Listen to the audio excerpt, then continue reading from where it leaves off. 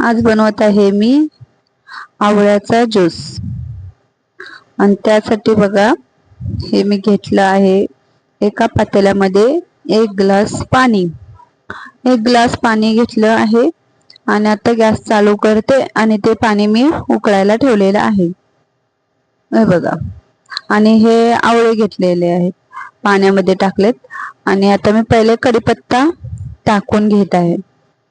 कढीपत्ता टाकला आणि आवळे, आता हे आवळे जरा छोटे आहेत म्हणून मी 2 आवळे छोटे छोटे घेणार आहे.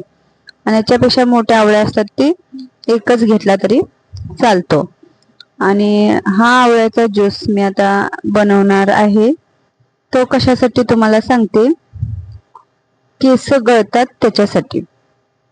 माझे केस एवढे खूप गळायचे आणि त्याच्यावर मला काही औषध भेटले नाही. वेगवेगळे तेल वगैरे वापरून बघितले, पण तरी पण केस गळणे काय माझे थांबलं नाही.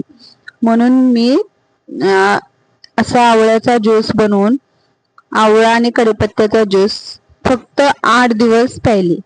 8 दिवस प्यायल्याने माझ्या केसातील कोंडा गेला, प्लस केस एक पण माझा गळत नाही.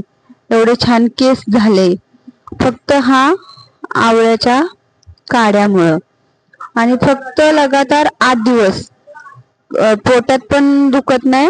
पहिल्या दिवशी थोडस हे होतं, पण पोट पण एवढं साफ होतंय ह्या काढ्याने.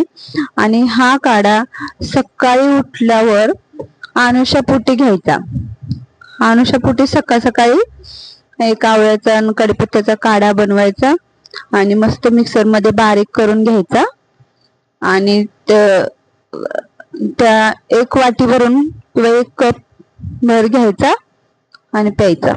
असं लगातार 8 दिवस करा, फक्त 8 दिवस. आणि 8 दिवसांनी बघा तुम्हाला किती फरक जाणवेल. आणि पोट पण साफ होतं त्याच्यामुळं. आणि खरं सांगू का, आपलं पोट पण खराब असलं ना तरी केसामध्ये कोंडा होतो, केस गळतात.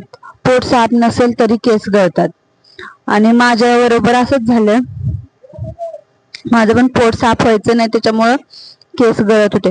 आणि मी खूप दवाई केली, कोणते वेगवेगळे तेल वापरले, पण नाहीच, केसच गळायचे थांबले नाही माझे. आणि मग हा काढा मी फक्त 8 दिवस प्यायले. आणि आता कमीत कमी 6 महिने झाले बघा, पण मला थोडं पण माझे केस जात नाहीत. आता माझे एकदम केस जायचे बंद झालेत. आता बघा, मी गॅस बंद करून घेतलेला आहे. आणि मी आता हे थोडा वेळ थंड करायला ठेवलेला आहे. गरम गरम मिक्सर मध्ये बारीक कसं करणार म्हणून थोडा 5 मिनिटं मी ठेवलं. आणि आता आपलं थोडं थंड झालेलं आहे, ते मी मिक्सरच्या भांड्यामध्ये काढून घेते. आता त्यातले फक्त आवळे आणि कढीपत्ताच घेणार आहे. थोडं पाणी जास्त आहे त्याच्यामुळे मी पाणी ठेवून देणार आहे. सगळं पाणी नंतर न टाकणार मी, पहिले बारीक करून घेते मिक्सर मध्ये. आणि मग त्याच्यानंतर हे राहिलेलं पाणी पण आपण त्याच्यामध्ये टाकायचंय. आणि अशा प्रकारे बघा, आता मी हा ज्यूस बनवणार आहे.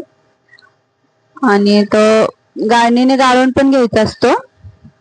हे बघा, आता मी मिक्सर मध्ये बारीक करायला हे मिक्सर मध्ये ठेवलंय ते भांड. आणि आता मी बारीक करून घेत आहे. हे बघा, आणि आता हे पाणी राहिलेलं ते पण टाकून घेतलं आणि मस्त आता गाळणीने गाळून घेणार. हे बघा, अशा प्रकारे मी गाळून घेतलं. आणि आता 1 वाटीभर आपला आवळ्याचा ज्यूस बनला आहे.